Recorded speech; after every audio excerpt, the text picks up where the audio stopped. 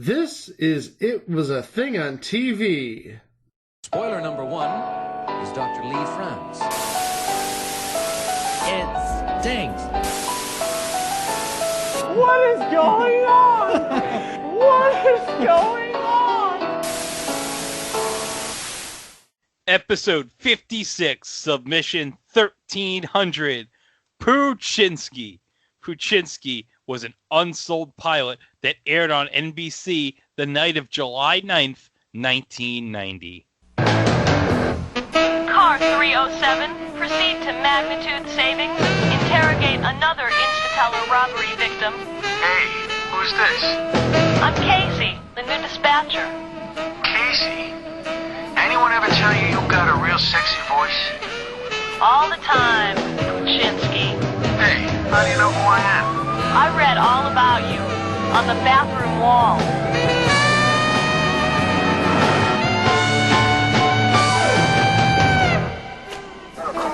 See, male, Caucasian, medium size and build, any distinctive features? Well, guys, I think we have saved, I guess, the best for last?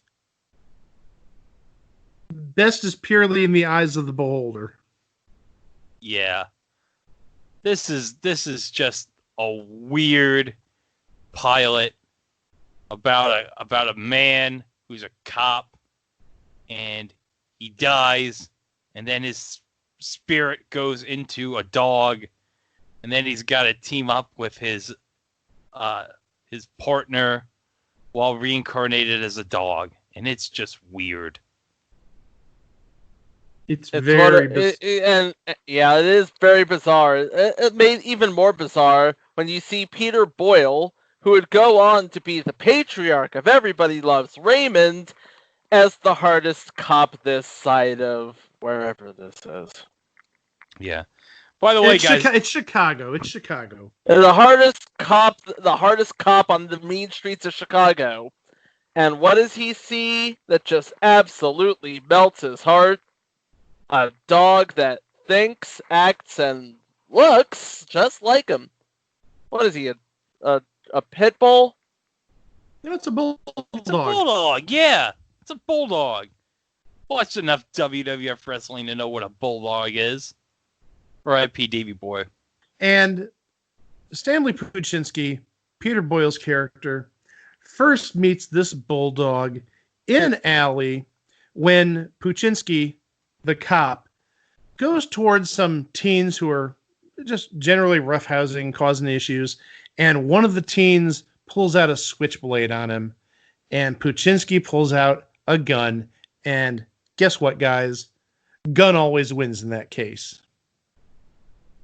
And after he scared off the teens, there's this bulldog sitting there, and Poochinski has a hot dog he got from a street vendor earlier, and he gives the dog the hot dog.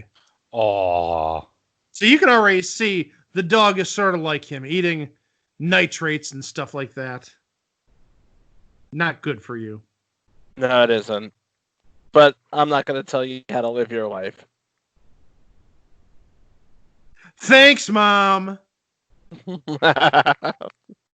So they bond, and Poochinski, the dog, well, we'll just call him the dog, because We'll just call him the dog for now. I don't think he technically has a name at this point. No, he still doesn't have a name. No, he doesn't have a name until Poochinski's spirit goes into the dog. Right. So we see the cop car pull up with Poochinski and his partner, Robert McKay, played by George Newbern, and Poochinski's just in the back, and he's just playing with his dog. They're bonding. Isn't that cute? Yeah. It's like I said, they're like each other's spirit animal, it looks like. Is that foreshadowing? Wink, wink. Maybe? Possibly? But we'll get to that. So Detective McKay, Poochinski's partner, goes into the office of the captain, who's played by Frank McRae. And Frank McRae, who you'd best know best as, hey, it's that guy from a bunch of various things in the 80s and 90s.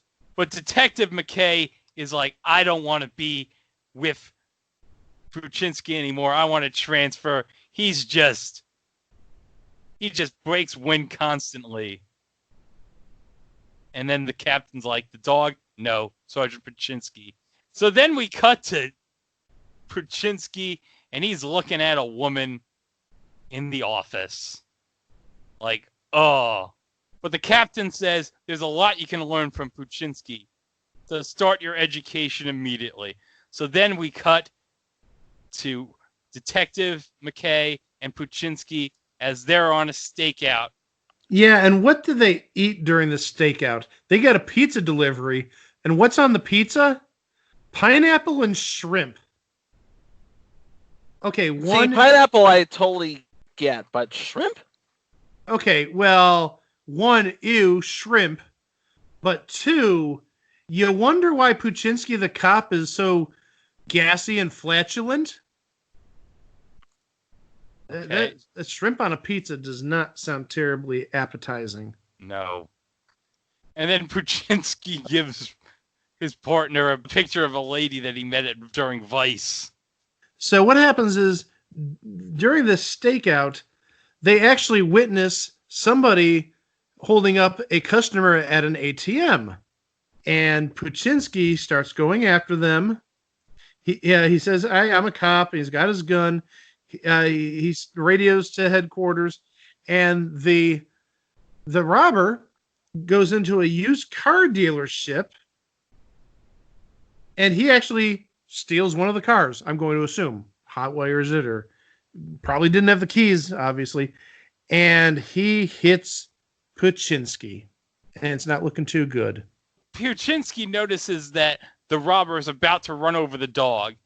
And so in an effort, Poochinski runs over, picks up the dog, saves its life, but in the process, poor Poochinski gets run over by the car, and his head smashes into the windshield. And then, as Poochinski is sitting on the ground, him and the dog lock eyes, and for a good 15 seconds, you just see Poochinski staring at the dog in the eyes, and the dog is staring back, and then back to Poochinski, and then back to the dog. And then next thing you know, Poochinski, he goes unconscious. He falls unconscious on the ground.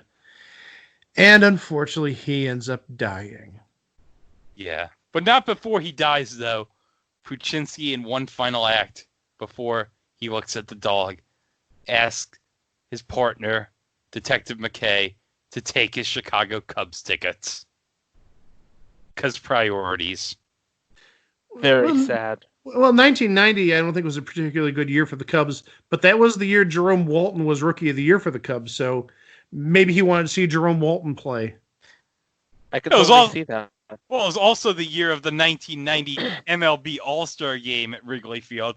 By the way, future installment, the 1990 MLB All-Star Game. Because that game got rained, had a rain delay, and then Rescue 911 aired for like an hour. But then we see a bunch of fog. We don't see Poochinski in the hospital. Next thing we see, they cut to his funeral. Oh. Yeah. And we don't even really hear much of the funeral. We just see a mass of people. And then ultimately later, we see Poochinski's partner by himself, still grieving. It's very sad. Yeah. And then, just out of nowhere, we hear Poochinski's voice. Who said that? Where did that come from? And believe it or not, the voice came from the bulldog, because Poochinski's spirit, his soul, entered the dog after he died. Okay, I have questions, Mike. Okay, we're going to stop right here because I think we all have questions. Yes, now. we all have questions. The chair recognizes Greg. Okay. Poochinski has only known this dog for one day. How does his spirit enter into the dog? Is it like black magic? Is it the same kind of weird hocus pocus TV stuff that made Rodney Dangerfield connected to Rodney Barnes. What's up with this? Well, I really think that in that 15-second staring interlude, the eye contact interlude I mentioned earlier, I think somehow that was sort of the transportation or the connection of Poochinski's soul to the dog's soul, and it transferred to the dog as soon as he passed. Guys, I think I figured out why. Okay? Now hear me out. Go ahead. I think that this was all planned by St. Peter, and he decided to transfer Poochinski's soul into the dog. That's a couple weeks from now, dude. It's 1 week from now, baby. You think after St. Peter was done having Kyle Morton fix his past self played by Matthew Perry's life, he decided, you know what I'm going to do next? I'm going to have a police detective's soul transfer into a dog that he's only known for 1 day. You know what? That's actually quite plausible. It's a reference for next week. Yeah. I know. We literally talked about this 30 seconds ago, Greg and me. So after the funeral, and Detective McKay and Poochinski the dog have a nice, thorough talk, they go back to headquarters. And at headquarters, one of the first people they run into is Sergeant Shriver. Wait a minute. Hold up. Sergeant Shriver, George McGovern's running mate, is in that police office. Now, you see, I was going to say the exact same thing. Of all the names, you had to use that. And that was a long-running joke on Carson back in the 70s if you watch his old reruns. But yeah, Sergeant Shriver, they didn't even give him a first name. Sergeant Shriver was the nemesis of Detective McKay and Poochinski. I believe the term you're looking for is deuteragonist. A rival. College words. The rival, yes. I was reading today. Yes, you looked at the Oxford English Dictionary, not the kindergarten dictionary today.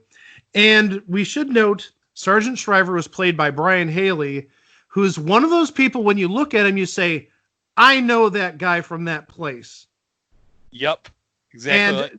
And just a couple of places where you've seen him. First, on the Drew Carey show in a season 1 episode, he played a Drew Carey lookalike. And he looks just like him, just a little bit taller and a little bit younger.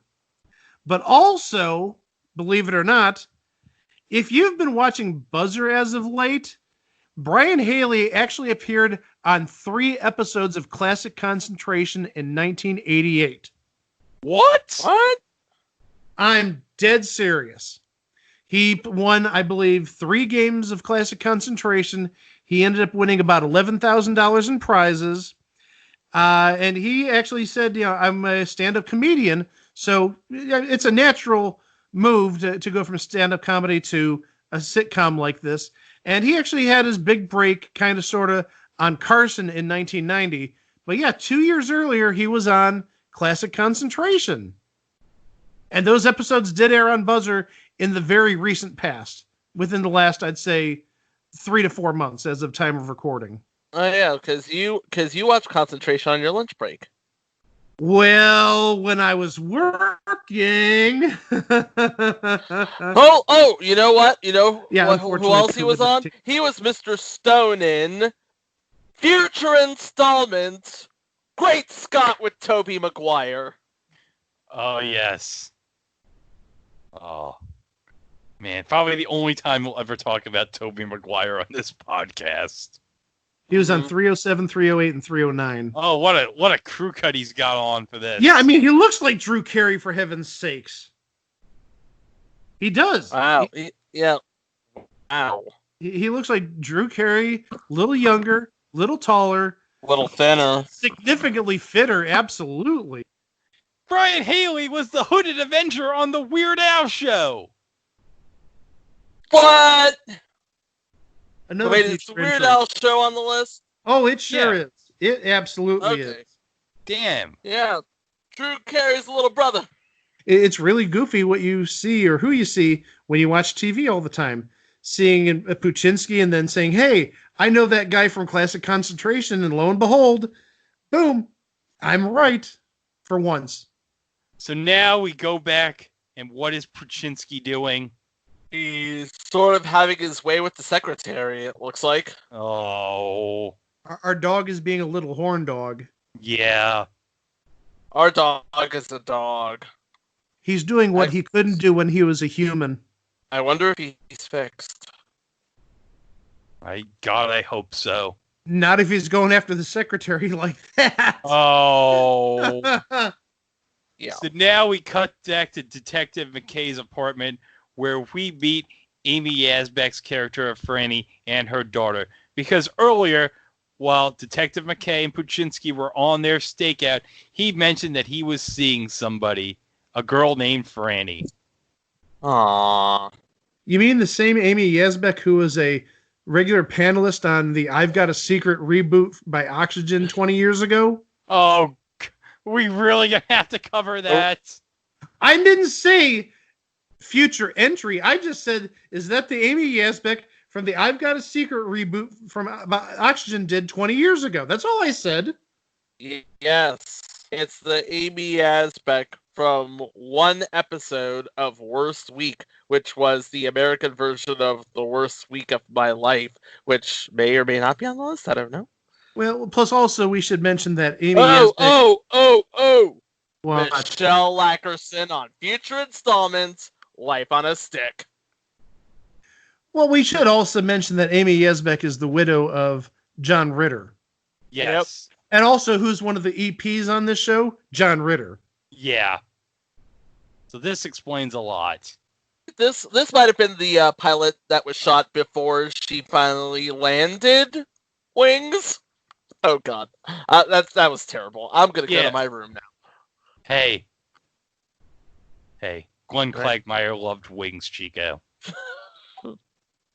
It made Tony Shalhoub's career. Love wings. And then you're gonna cut to Cleveland saying, "Was this a cartoon?" Detective McKay and Franny, they were in an elevator. That's where they were talking. And Poochinski the dog wraps his leash around the two of them, sort of hinting that, hey, you'd be a cute couple. And Franny's daughter the whole time is just laughing, giggling. Oh, look how cute it is. The doggy's wrapping his leash around the two of them. Totally unbeknownst to the subtle semi-sexual context. Because she's a kid. She doesn't know any better. No, she doesn't. So after McKay and Franny talk in the elevator and Poochinski wraps his leash around the two, McKay and Poochinski go back into McKay's apartment and they have an argument because McKay says, you're only staying here until this case is done, and then I'm getting rid of you. And Poochinski says that he's a better cop with 4 legs than McKay is with 2, and that pisses him off, and McKay kicks Poochinski out of the apartment. Yeah, but not before Poochinski decides to watch Huckleberry Hound. Oh, yes, he was watching Huckleberry Hound right before this argument happened. Mm-hmm. And Poochinski goes into the elevator, says, floor 5, please, which I'm going to presume is where Franny's apartment is.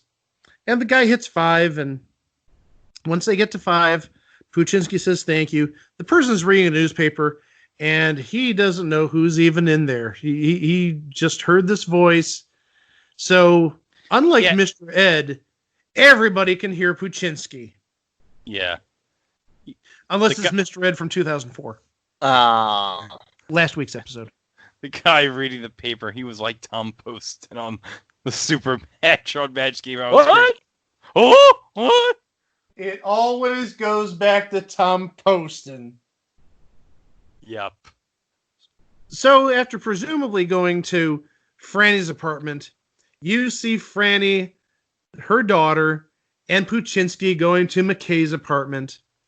And Franny says, I'm going to make you dinner. And McKay takes them into the kitchen and closes the door on them. A door in a kitchen. Okay, I've never really seen that. Nope. Yeah. Not a big city Chicago apartment. This is real. Yeah, this is an interesting setup. I've never seen that. This real. This the streets. This is a dog turning on some mood music. Yes. This is the song he sang earlier in the car at the stakeout. Everybody needs somebody sometimes. All right, so they're in the kitchen. Poochinski's in the bedroom, completely gutting the bed. And all of a sudden, McKay finally gets it. My partner's a dog. My partner is inside this dog. Now the light bulbs are starting to come on, and now the magic can start. Because guess what happens? What happens? ATM robbery. Oh, yes. Here comes the chase. Poochinski's taking the long way, it looks like. Or is it the shortcut? Nope, it's the shortcut. Because after a brief fight scene, here comes a dog. Then more fight scene. And then I'm waiting for Poochinski to do something. Oh! Yes! Yeah! Yes! Yeah! Right! All right. Mommy and daddy button. Okay. So, there's a fight. Detective McKay punches the ATM robber. And then what happens next? Poochinski goes straight to the robber and bites him right in the nether regions. Well, that robber got neutered. Oh, yeah, he did indeed.